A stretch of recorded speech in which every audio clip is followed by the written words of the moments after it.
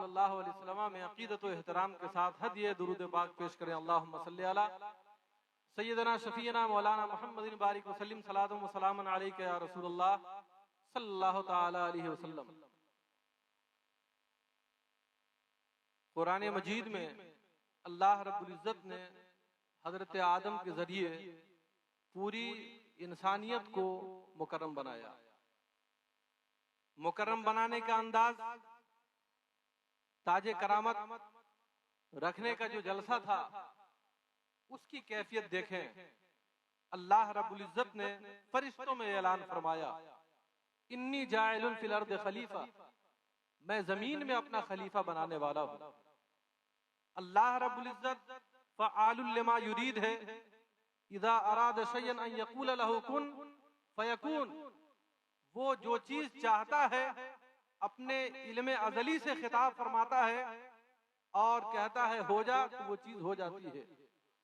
जमीन को वजूद बख्शा, आसमानों को वजूद बख्शा, मलाइका को वजूद बख्शा, दिगर मखलूकात को वजूद बख्शा, लेकिन कभी ऐसी सूरत सामने नहीं आई कि फरिश्तों से अल्लाह रब्बुल इज्जत कह रहा हो, उसका ऐलान फरमा रहा हो कि मैं अपनी एक मखलूक बनाने वाला हूं, जो मखलूक आम मखलूक की तरह नहीं होगी, जो मखलूक की कैफियत यह होगी कि वो ऐसी मखलूक पैदा होगी जिसके सर पर मैं अपना ताजे खिलाफत रखूंगा।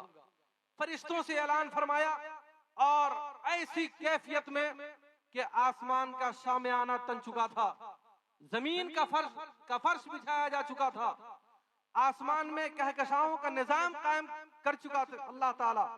इसी तरीके से सितारों के कुमकुमे लगाए जा चुके थे। हर मखलूक अपने फराइज की अंजाम दही में मसरूफ थी। अल्लाह ने ऐलान फरमाया, इन्नी जाइलुन फिल अर्द खलीफा, मैं जमीन में अपना खलीफा बनाने वाला हूँ। तो फरिश्तों ने अर्ज किया था, अल्लाह तू जमीन में ऐसी मखलूक पैदा फरमाएगा जो जमीन के अंदर फसाद बर्पा करेगी, जो जमीन को खुरेजी से भर देगी। तो अल्लाह ने फरमाया था, मैं वो जानता हूँ जो तुम नहीं जानते हो, जो चीज मेरे इल्म के अंदर है वो तुम नहीं जानते हो, उससे तुम खबरदार नहीं हो। गोया फरिश्तों ने इसलिए कहा था कि इंसान से पहले जमीन पर जिन्नात रहा करते थे, उनकी कैफियत ये थी वो खुरेजी किया करते थे, उनकी कैफियत ये थी वो फितना फसाद से अल्लाह की जमीन को भर चुके थे। तो फरिश्तों ने अल्लाह से अर्ज किया था, ऐ अल्लाह एक मखलूक तो और जमीन पर थी जिसने तेरी जमीन को फितना से भर दिया था, जिसने तेरी जमीन को फसाद से भर दिया था, अब तू कैसी मखलूक पैदा फरमाने वाला है। तो अल्लाह ने फरमाया था, मेरे इल्म में जो चीज है उससे तुम आगाह नहीं हो। गोया मैं ऐसी मखलूक पैदा फरमाऊंगा कि जो मखलूक जिसका काम फितना नहीं होगा, जिसका काम शर्क अंगेजी नहीं होगी, जिसका काम खुरेजी नहीं होगी, बल्कि उसी मखलूक के अंदर कोई आदम जैसा इंसान भी होगा, उसी मखलूक के अंदर कोई नूह जैसा नबी भी होगा, उसी मखलूक के अंदर ईसा और मूसा जैसे मुरसलीन भी होंगे, और उसी मखलूक के अंदर मोहम्मद मुस्तफा सल्लल्लाहु अलैहि वसल्लम जैसे रसूल भी होंगे। गोया फरिश्तों का सवाल ये बोल रहा है कि जो इंसान फितना फसाद करता है वो अपनी तख्लीक के मकसद से हटा हुआ है, और जो इंसान फितना फसाद के बजाय इल्म को फरोग देता है वही अपने मकसद तख्लीक हुआ। अल्लाह रब्बुल इज्जत ने उसके लिए क्या कहा? फरिश्ते ने जब सवाल किया, इतराज किया, अल्लाह ने उसका जवाब किस तरीके से दिया?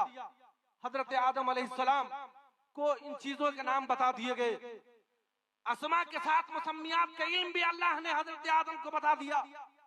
उसके बाद फरिश्तों से कहा इन चीजों के नाम बताओ, नहीं बता सके। हजरत आदम अलैहिस्सलाम को कहा, हजरत आदम अलैहिस्सलाम ने बता दिया। अब फरिश्तों को हुक्म होता है कि तुम आदम को सजदा करो। गोया इंसान अगर मलाइका से अफजल है तो वो अफजलियत की बुनियाद उसका इल्म है, जिस इल्म के जरिए से वो हलाल को भी जानता है और जिस इल्म के जरिए से वो हराम। अफजलियत की बात थी। मलाइका ने जब सवाल किया, अल्लाह रब्बुल इज्जत के सामने किस मखलूक की ताकत है कि वो अल्लाह के फैसले को चैलेंज कर सके? किस मखलूक की ताकत है कि वो अल्लाह से कोई सवाल कर सके? लेकिन अल्लाह ने वहां पर जब हजरत आदम अलैहिस्सलाम को पेश फरमाया है तो आदम का हुस्न नहीं पेश फरमाया है। आदम की बशरियत को नहीं पेश फरमाया है, आदम की आदमियत को पेश नहीं फरमाया है, आदम की सूरत को नहीं पेश फरमाया है, उनके कदे राना को पेश नहीं फरमाया है, उनके कामत ज़ेबा को पेश नहीं फरमाया है। अगर पेश फरमाया है तो आदम के इल्म को पेश फरमाया है। इससे समझ में आता है जहां पर इंसान का रंग काम नहीं करता है, जहां पर इंसान की नस्ल काम नहीं करती है, जहां पर इंसान की खूबसूरती काम नहीं करती है, वहां पर इंसान का इल्म काम। यही अल्लाह रब्बुल इज्जत हजरत आदम के जरिए और मलाइके इराम के जरिए से हमें यह पैगाम दे रहा है। अगर आज भी हम इल्म हासिल करते हैं और इन उलूम के अंदर सबसे बेहतर इल्म वो है जिसे अल्लाह के नबी अलैहिस्सलाम ने फरमा दिया, खैरुकुम मन तअल्लमल कुरान व अल्लमा, तुम में सबसे बेहतर वो है जो कुरान करीम की तालीम हासिल करता है और दूसरों को भी सिखाता है। जब आप इस खैरियत के मदार को देखते हैं, कुरान करीम को देखते हैं, अहादीस रसूल को देखते हैं, तो बार बार खैर के साथ अहले इल्म का तज़किरा किया गया है। अल्लाह के नबी ने फरमाया, मैं युरिदिल्लाहु बिही खैरा युफ़क़िहु फिद्दीन, अल्लाह ताला जिसके साथ भलाई का इरादा फरमाता है उसको दीन की समझ अता फरमाता है। एक मकाम पर फरमाता है, खैरुन नास मन यनफ़उन नास, सबसे बेहतर आदमी वो है जिससे लोग फायदा उठाए। और एक मुअल्लिम ही हो सकता है जिससे सारी दुनिया फायदा उठाती है। एक मुसन्निफ ही हो सकता है जिसकी तारीफ से सारी दुनिया फायदा उठाती है। इसलिए आप अगर सबसे बेहतर आदमी बनना चाहते हैं तो आप अपने अंदर आप इल्म हासिल करें, इल्म को फरोग दें। वही आपकी तख्लीक का भी मकसद है और वही आपकी अफजलियत का भी मकसद है।